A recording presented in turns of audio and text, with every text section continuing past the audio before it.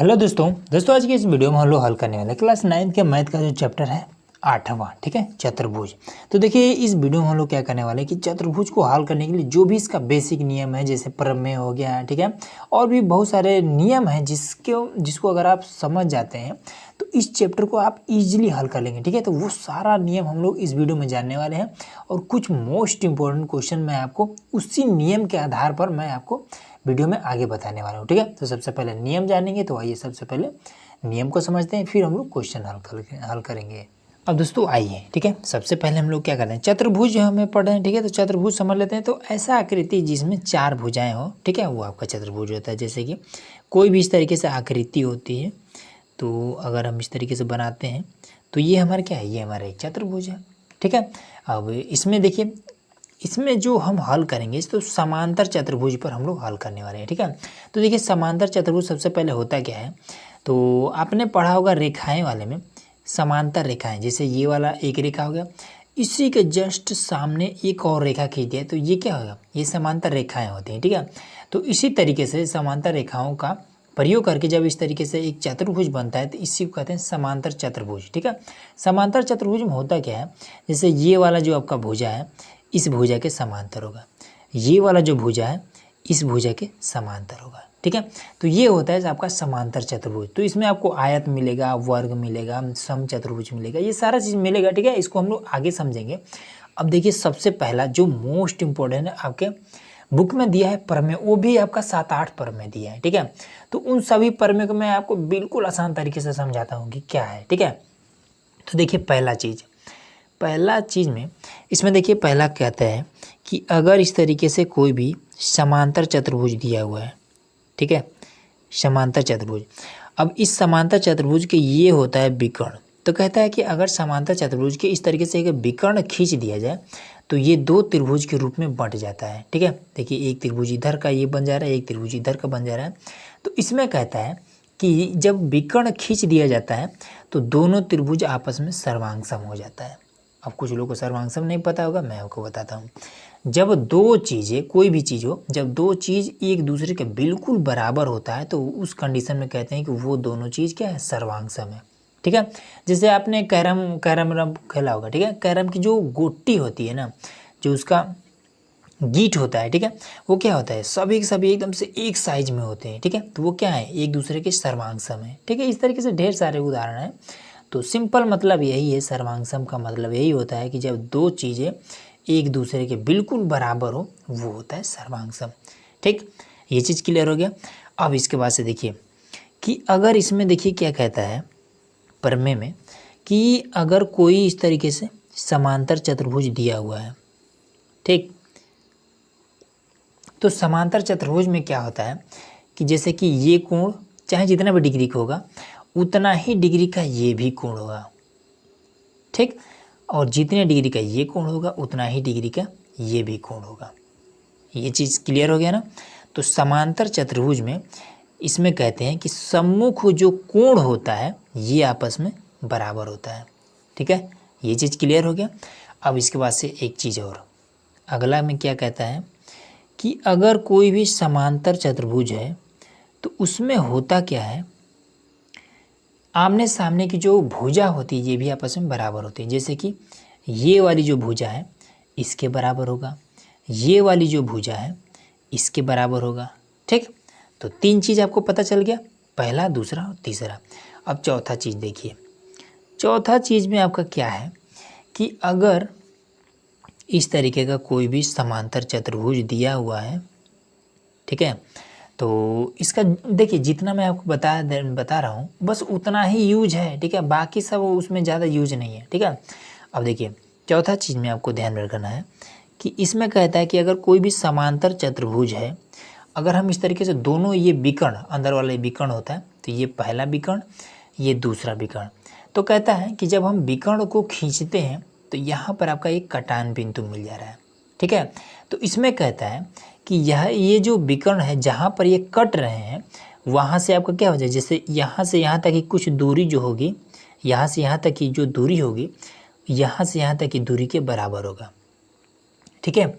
जहाँ पर कट रहा है इस बिंदु से यहाँ तक की जो दूरी होगी उतना ही दूरी इस बिंदु से इधर का होगा। मतलब कि समांतर चतुर्भुज के जो विकर्ण होते हैं एक दूसरे के जब जहाँ पर कटते हैं वहाँ से एक दूसरे के बिल्कुल बराबर होते हैं। ठीक है, अब जैसे कि यहाँ से लेकर के यहाँ तक की जो दूरी होगी वो यहाँ से यहाँ तक की दूरी के बराबर होगा।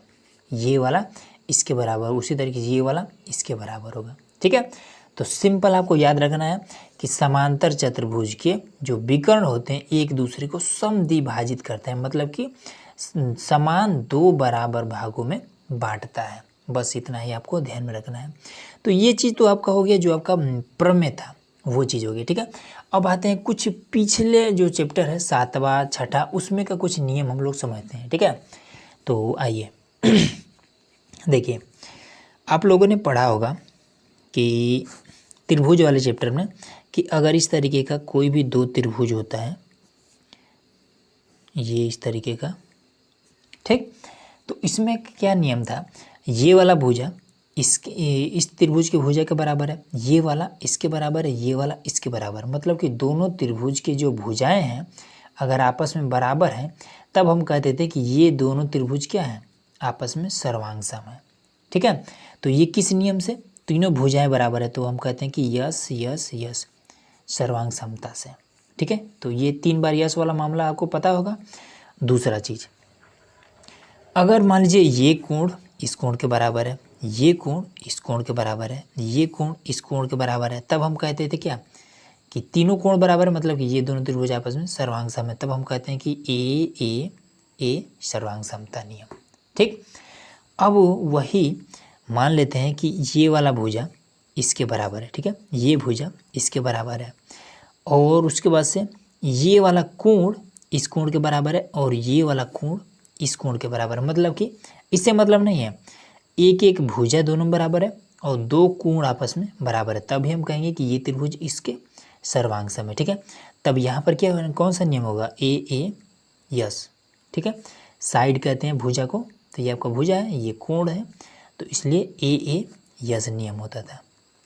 ठीक है, अब उसके बाद से मान लीजिए ये भुजा बराबर है और ये भुजा बराबर है। अब एक एक कोण भी बराबर है, दो भुजा और एक एक कोण जब बराबर होता था तब हम कहते थे यस ए यस नियम। ठीक, बस यही इतना नियम था जो कि हमने ऑलरेडी बता दिया। ठीक है, ये चीज़ मैं आपको इसलिए बता रहा हूँ क्योंकि आगे हमें क्या गया इसका यूज है। ठीक है, तो ये चीज़ भी क्लियर हो गया। अब इसके बाद से आइए एक चीज़ और, अब और पिछले वाले चैप्टर में चलते हैं, रेखाएं और कोण, चैप्टर 6 में। उसमें हमने आपको क्या बताया था, अगर इस तरीके का कोई भी दो रेखाएं दी हुई हैं, ठीक है, इसमें अगर इस तरीके से रेखा खींच देते हैं, ठीक, तो इधर का ये वाला कोण इधर के इस कोण के बराबर होगा। ठीक है, तो ये चीज़ हो गया, इसी को कहते थे एकांतर कोण। ठीक, ये पहला चीज़ हो गया। दूसरा चीज़, हाँ, ये चीज़ कब होता था, जब ये वाला इसके समांतर होगा तब। ठीक है, जब कहा जाएगा कि ये वाला रेखा इस रेखा के समांतर है और एक तिर्यक रेखा खींचा हुआ है, तब ये वाला कोण इसके बराबर होगा। ठीक है, सेम इसका अपोजिट, अगर कहीं से हमें पता चल जाए, जैसे कि ये हमने एक रेखा खींचा, ये हमने दूसरा रेखा खींचा, अब हमें नहीं पता है कि ये वाला रेखा इस रेखा के समांतर है या फिर नहीं है, हमें नहीं पता है, और इस तरीके से एक तिर्यक रेखा खींचा हुआ है। ठीक है, अब कहीं से हम ये चीज़ सिद्ध कर लेते हैं कि ये वाला कोण इस कोण के बराबर है, तब हम कहेंगे कि ये रेखा इस रेखा के समांतर होगा। कब, जब ये कोण इस कोण के बराबर है तब हम क्या कहेंगे कि ये वाला रेखा इस रेखा के समांतर है। सेम इसका अपोजिट, ये चीज़ क्लियर हो गया। अब इसके बाद से एक चीज़ और देखिए, अगर यही समांतर रेखा इस तरीके से है, हम कह रहे हैं ना कि इसमें हम कह रहे हैं कि ये वाला रेखा इसके समांतर है, अब यहीं पर अगर जैसे ऐसे अगर खींचता है, ठीक है, तो भी ठीक है, अगर ऐसे खींच देता है तो भी ठीक है, इसको भी तिर्यक रेखा ही कहेंगे, इसको भी हम तिर्यक रेखा ही कहेंगे। ठीक, तो कन्फ्यूज मत होइए कि अरे यार यहाँ तो तिरछा खींचा है, यहाँ तो सीधा है, कोई दिक्कत नहीं है, दोनों में एक ही चीज़ होगा। तो देखिए, अगर कोई भी इस तरीके से तिर्यक रेखा खींच दिया जाता है तो इधर का ये कोण और इधर का ये कोण, ठीक है, दोनों का जो योग होगा वो 180 डिग्री होगा। ठीक है, ये कोण और ये कोण मिल करके टोटल कितना हो जाएगा 180 डिग्री। ठीक है, वही प्रोसेस अगर जैसे इस चिन्ह के इधर करें तो भी वही चीज़ होगा। ठीक है, अब वैसे ही यहाँ पर भी हो जाएगा। अगर मान लीजिए आपके सामने कहीं पर आ जाता है सीधा सीधा, तो भी ये कोण जितने डिग्री का होगा और ये कोण जितने डिग्री होगा, दोनों कोण मिल करके 180 डिग्री होगा। ठीक है, तो अब जैसे अगर लिखना होगा, जैसे मान लीजिए यहाँ पर आपका ए है, ये मान लीजिए बी है। अब लिखना होगा तो लिखेंगे कोण ए प्लस ये वाला कोण बी, ये हो जाएगा 180 डिग्री। इसी को कहते हैं कि तिर्यक रेखा के अंतः कोण। ठीक है, ये तिर्यक रेखा है, इसके अंदर वाला कोण, इसी को कहा जाता है तिर्यक रेखा का अंतः कोण। ठीक है, इसको कहते हैं एकांतर कोण। ये चीज़ क्लियर हो गया। अब उसके बाद से एक नियम और समझिए, टोटल नियम समझा देता हूँ। अगर इस तरीके से कोई सिंपल रेखा खींचा है, ठीक है, तो इस पर कितने डिग्री का कोण बनता है, तो सिंपल आप कहेंगे 180 डिग्री का कोण बनेगा। वही अगर हम इस तरीके से एक और इसमें कोई एक और कोण बना दे तब कितने डिग्री का बनेगा, तो भी आपका उतना ही डिग्री का बनेगा। बस ये है कि दो भागों में डिवाइड हो गया है। ये कोण और ये कोण दोनों मिल करके कितना बना है 180 डिग्री का।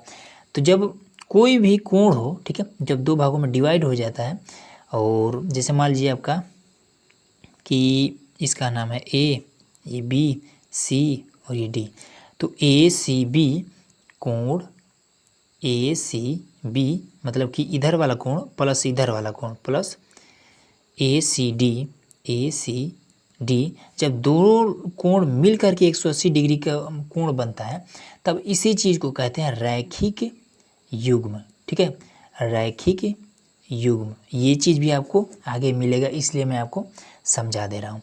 ये चीज़ इतना क्लियर हो गया। तो चलिए, और भी अगर जो छोटा छोटा होगा तो उसको हम लोग आगे ही समझेंगे। तो अगर आपने इतना नियम अगर आपने समझ लिया, ठीक है, तो आप जो आगे आप क्वेश्चन बताने वाला हूँ, इस टाइप का जो क्वेश्चन है वो आप एकदम से ईजिली कर लेंगे। ठीक है, अगर आपको इतना नियम पता हो गया तब। तो चलिए आप क्वेश्चन को देखते हैं कि वो क्या कहता है। अब देखिए यहाँ पर हमने आपका जो बुक का उदाहरण 1 है उसको हमने ले लिया है। ठीक है, तो देखिए इसमें क्या कहता है कि दर्शाइए कि आयत का प्रत्येक कोण समकोण होता है। ठीक है, अब देखिए ये हमारे पास है एक आयत। ठीक, अब देखिए सबसे पहले तो ये क्या है, ये एक चतुर्भुज है। ठीक है, अब कोई भी चतुर्भुज आयत कब बनता है, तब हम उसका एक परिभाषा होता है, एक नियम होता है कि किसी भी चतुर्भुज, जैसे इसमें 4 भुजाएं हैं ना, ठीक है, तो किसी भी चतुर्भुज का जब कोई भी एक कोण 90 डिग्री का हो, मतलब कि समकोण हो, तो वो आपका आयत बन जाता है। ठीक है, तो हम क्या करेंगे, इसमें बात कर रहा है आयत है या फिर नहीं है। ठीक है, क्या कह रहा है कि दर्शाइए कि आयत का प्रत्येक कोण समकोण है, मतलब कि ये एक आयत है। अब हमें बताना है कि क्या इसका सभी कोण 90 डिग्री का है, ये चीज़ हमें प्रूफ करना है। ठीक है, तो देखिए सबसे पहले जब आयत है, आयत कब होगा, इसका नियम होता है कि कोई भी एक कोण इसका 90 डिग्री होना चाहिए। ठीक है, तो सबसे पहले क्या करेंगे, किसी को भी हम 90 डिग्री मान लेंगे। तो हम मान लेते हैं कि ये आपका जो डी है, ये हमने मान लिया कि 90 डिग्री का है। ठीक, अब आइए इसको हम लोग प्रूफ करते हैं कि ये बाकी सब क्या है, 90 डिग्री है या फिर नहीं है। तो देखिए सबसे पहले लिख लेंगे कि दिया है, दिया है। ठीक है, तो क्या दिया है कि जो ए बी सी डी है, ए बी सी डी, ये वाला ए बी सी डी एक आयत है, आयत है जिसका कोण डी बराबर 90 डिग्री है। ठीक, इतना क्लियर हो गया। अब बस इसका कहानी खत्म। अब लिखना है कि ज्ञात करना है, ज्ञात करना है। तो क्या ज्ञात करना है इसमें कि सभी के सभी क्या थे 90 डिग्री, मतलब कि कोण डी तो आपका है 90 डिग्री, तो कोण ए बराबर कोण बी बराबर कोण सी बराबर 90 डिग्री, ये चीज़ हमें बताना है। प्रमाण पर आते हैं। अब प्रमाण में देखिए, प्रमाण या उपपत्ति कुछ भी लिख सकते हैं। ठीक है, तो चलिए प्रमाण में देखते हैं। तो सबसे पहला चीज़ कि अगर कोई भी जैसे आयत है, आयत का मतलब क्या होता है कि ये एक समांतर चतुर्भुज है। ठीक है, देखने पर भी लग रहा है, और आयत में क्या होता है, ये वाला भुजा इसके बराबर है, ये वाला भुजा इसके बराबर है। तो हम क्या देख रहे हैं कि ये वाला इसके समांतर में होगा ना। ठीक है, ये वाला जो भुजा है ए बी इसके समांतर में, क्योंकि आयत क्या है, जब आयत,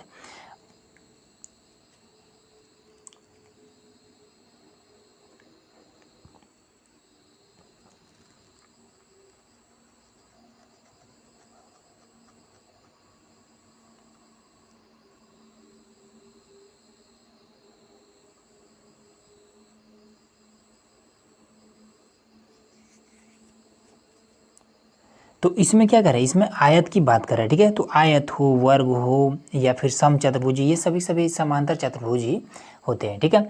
तो इसमें क्या है, ए बी सी डी के समांतर है, तो लिख देंगे कि ए बी समांतर सी डी है, ठीक है। तो अगर चाहें तो लिख सकते हैं कि दिया है, ठीक है। अब इसके बाद से हमने आपको क्या बताया था कि अगर दो इस तरीके से रेखाएं समांतर में हो और एक इस तरीके से तिर्यक रेखा दिया हो तो ये कोण और ये कोण मिलकर कितना हो जाएगा, 180 डिग्री। हमने अभी आपको बताया था, इसका ही यूज करेंगे, ठीक है। तो लिखेंगे कि तब कोण डी प्लस कोण ए बराबर में 180 डिग्री। कैसे, तो लिख देंगे कि तिर्यक रेखा का अंतःकोण, सिंपल, इतना आप लोग को लिख देना है। आपको जो भी कॉपी चेक करेगा वो समझ जाएगा कि ये चीज़ कैसे हुआ है, ठीक। अब इसके बाद से कोण डी का मान कितना है, 90 डिग्री, तो फिक्स है, तो इसका लिख देंगे 90 डिग्री। अब यहाँ पर बीच में प्लस है और कोण ए बराबर में आपका हो जाएगा 180 डिग्री। इसको इधर कर देंगे तो कोण ए बराबर में 180 माइनस का 90, तो कोण ए बराबर में 90 डिग्री, ये चीज़ आपका हो जाएगा, ठीक है। तो इसका क्या निकल गया, इसका भी आपका 90 डिग्री निकल चुका है, ठीक है। अब इसके बाद से देखिए, बस यहीं से आपको मेन काम है, ठीक है। तो लिख देंगे कि इसलिए अब आपको एक चीज़ पता होगा, ये क्या है, एक समांतर चतुर्भुज है, ठीक है। अब समांतर चतुर्भुज में हमने आपको क्या बताया था कि ये वाला कोण इस कोण के बराबर होगा, ये वाला कोण इस कोण के बराबर होगा, ठीक है। अब देखिए, शुरू में ही हमें पता था कि ये वाला कोण क्या है, 90 डिग्री का है, तो ये वाला कोण आपका 90 डिग्री का हो जाएगा। लेकिन हमें ये नहीं पता था कि क्या ये भी 90 डिग्री का होगा। लेकिन अभी जब हमने इसको सिद्ध किया है, हमने हल किया है, तो हमें पता चला है कि कोण ए भी 90 डिग्री का है। तो इस वजह से कोण सी भी आपका 90 डिग्री का हो जाएगा, ठीक है। कैसे, समांतर चतुर्भुज है इसलिए, ठीक। तो यहाँ पर लिख देंगे कि कोण डी तथा लिख देंगे कोण ए बराबर 90 डिग्री है, इसलिए कोण डी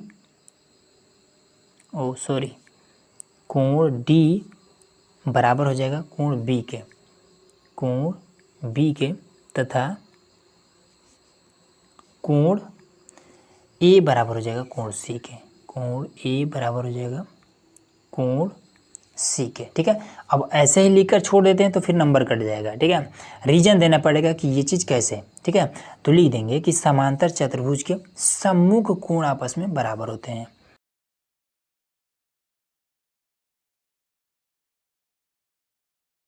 है, ठीक है, ये इतना लिख देंगे, बस आपका काम क्लियर, ठीक। अगला देखिए, अब देखिए यहाँ पर हमने उदाहरण नंबर दूसरा हमने ले लिया है, ठीक है। तो देखिए दूसरा उदाहरण में क्या कहता है कि दर्शाइए कि समचतुर्भुज के विकर्ण परस्पर लंब होते हैं, ठीक है। अब इसका क्या मतलब है, कह रहे हैं कि इसका जो विकर्ण है, ठीक है, ये परस्पर लंब होते हैं। अब से इसका मतलब ये हुआ कि ये जो कटान बिंदु है यहाँ पर 90 डिग्री का कोण अगर बनाता है तब ये लंब होगा, ठीक है। तो ये चीज़ रियल है कि कोई भी समचतुर्भुज है यहाँ पर जहाँ पर ये कटान बिंदु होता है इनके बीच में विकर्णों का, ये 90 डिग्री का कोण बनाता है, ठीक है। लेकिन हमें ये चीज़ सिद्ध करना है कि आखिर कैसे ये 90 डिग्री का कोण बनाएगा। तो देखिए, अगर कोई भी मान लीजिए एक रेखा इस तरीके से, एक रेखा इस तरीके खींच दिया जाए, अगर ये 90 डिग्री का है तो ये भी 90 डिग्री का होगा, फिर ये भी 90 डिग्री का होगा, ये भी 90 डिग्री का, मतलब कि इसमें से चारों में से कोई एक हमें सिद्ध करना पड़ेगा कि ये 90 डिग्री का है, ठीक। ये चीज़ क्लियर हो गया। अब इसके बाद से आइए, अब इसको हल कैसे करेंगे, तो लिखेंगे कि दिया है कि ए बी सी डी, ठीक है, ए बी सी डी एक समचतुर्भुज है,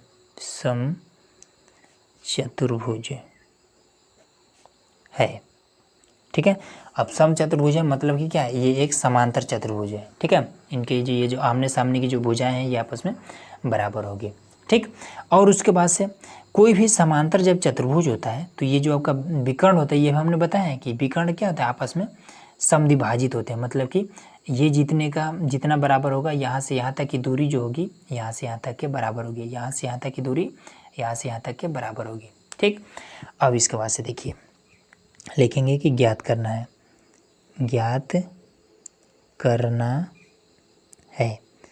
हमें क्या बताना है, तो इसमें से किसी एक को हमें 90 डिग्री सिद्ध करना है। ठीक है, तो किसको सिद्ध करते हैं, कोनो भी कर सकते हैं, ए ओ बी, ए ओ बी मतलब कि यही वाला हम सिद्ध करते हैं। ठीक है, कोण ए ओ बी बराबर में हमें 90 डिग्री बताना है। ठीक है, अब प्रमाण पर आते हैं, तो चलिए प्रमाण पर चलते हैं। अब इसके बाद से हम क्या करेंगे, एक काम करेंगे। ठीक है, देखिए ये चीज़ आप तभी कर पाएंगे जब इसका एक दो बार आप प्रैक्टिस करेंगे। ठीक है, ध्यान से देखेंगे तो आपको सब कुछ समझ में आ जाएगा। तो इसमें अगर आप देखेंगे तो यहाँ पर ए डी और ओ ये हमें एक त्रिभुज बनता हुआ दिखाई पड़ रहा है। ठीक, और इधर का ये एक त्रिभुज बना है। ठीक, बीच में ये आपका सीधा सीधा एक लाइन है। तो हम क्या करेंगे, इस वाले त्रिभुज को ले लेंगे और इस वाले त्रिभुज को लेंगे। कैसे लेंगे, देखिए लिखेंगे कि त्रिभुज ए ओ डी में या फिर ए डी ओ कुछ भी कर सकते हैं, त्रिभुज ए ओ डी तथा त्रिभुज ए ओ बी में, ए ओ बी में ये चीज़। ठीक, अब इसके बाद से समचतुर्भुज जो होता है एकदम से वर्ग जैसा ही होता है। ठीक है, तो इसमें देखिए ये वाला और ये वाला और ये वाला, इसके चारों भुजाएं आपस में बराबर होती हैं। तो इस वाले त्रिभुज का ये भुजा और इस वाले त्रिभुज का ये भुजा आपस में बराबर है, क्योंकि इनके सभी भुजाएं बराबर होती हैं। तो लिख देंगे कि ए डी बराबर है ए बी। ठीक है, कैसे, तो दिया है, तो लिख देंगे कि दिया है। क्लियर हो गया। अब इसके बाद से जब इस वाले त्रिभुज को हम बना रहे हैं तो हमें ए ओ मिल रहा है। ठीक है, और इस वाले त्रिभुज को बनाने में भी ए ओ मिलेगा, मतलब कि ए ओ दोनों में कॉमन है। तो लिख देंगे ए ओ बराबर में ए ओ, उभयनिष्ठ, उभयनिष्ठ ये चीज़। ठीक है, कॉमन है, मतलब कि उसी को हिंदी में उभयनिष्ठ बोलते हैं। अब इसके बाद से इस वाले त्रिभुज में ये वाला भुजा है, इस वाले त्रिभुज के ये वाला भुजा है। तो हमने आपको क्या बताया था कि कोई भी समांतर चतुर्भुज के विकर्ण क्या होते हैं, आपस में बराबर होते हैं। तो लिख देंगे कि डी ओ बराबर ओ बी, डी ओ बराबर में ओ बी या फिर बी ओ कुछ भी लिख सकते हैं। ठीक है, अब रीजन देना पड़ेगा कि ये चीज़ कैसे है। तो लिख देंगे समांतर चतुर्भुज के विकर्ण, समांतर चतुर्भुज के विकर्ण। ठीक है, इतना लिख देते हैं, बहुत है। और इसके बाद से हमें क्या मिल चुका है, हमें इस त्रिभुज के तीनों भुजा, इस त्रिभुज के तीनों भुजा के बराबर है, ये चीज़ हमें यहाँ पर मिल चुका है। ठीक है, तो अब हमें सिंपल ये काम कर देना है। लिखेंगे कि तब त्रिभुज ए ओ डी, त्रिभुज ए ओ डी सर्वांगसम होगा, ये त्रिभुज इसके ए ओ बी के, त्रिभुज ए ओ बी के। कैसे, तो सभी भुजाएं तीनों, दोनों त्रिभुज के तीनों भुजाएं आपस में बराबर हैं। तो लिख देंगे भुजा मतलब कि यस यस यस सर्वांग समता से, सर्वांग समता, सिंपल। ठीक, अब इसके बाद से अब आपको एक चीज़ पता होना चाहिए। ठीक है, अगर आपने चैप्टर 7वां को ध्यान से पढ़ा होगा तो आपको मालूम चलेगा कि जब कोई भी त्रिभुज आपस में सर्वांगसम होता है तो इसके जो संगत कोण होते हैं ये आपस में बराबर होते हैं।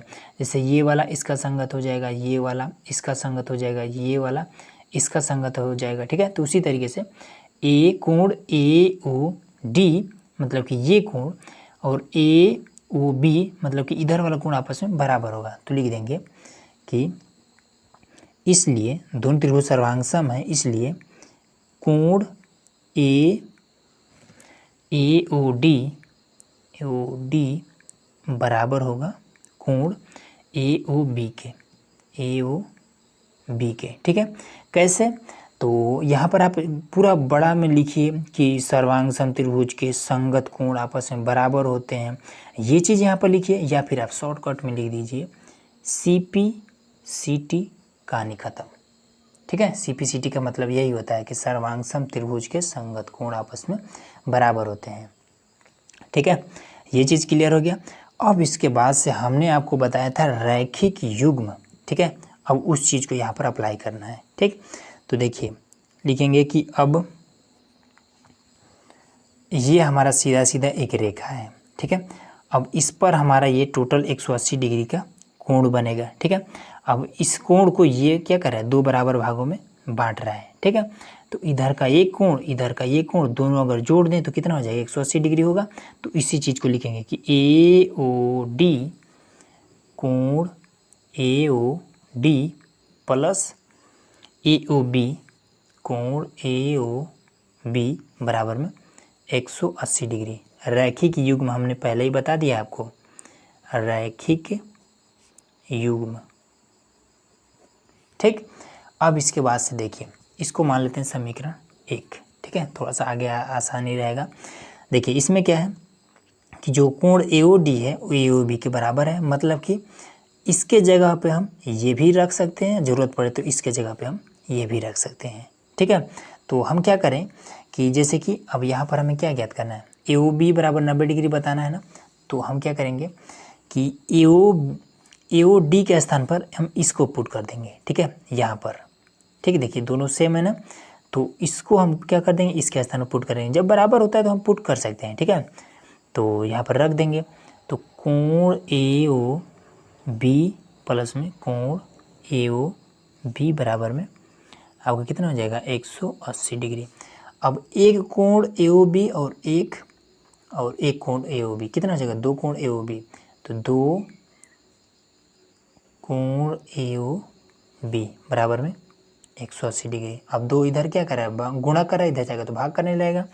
तो यहाँ पर देखिए, तो 180 के साथ भाग करने लगेगा, तो कोण AOB बराबर में 180 बटे में 2, जब काटेंगे तो 90 आ जाएगा। तो कोण AOB बराबर में 90 डिग्री, ठीक है। बस यहाँ पर सिंपल आपको लिख देना है कि अतः समचतुर्भुज के विकर्ण परस्पर लंब होते हैं, ठीक है। यही वाला लिख देना है कि अतः समचतुर्भुज के विकर्ण परस्पर लंब होते हैं, ठीक।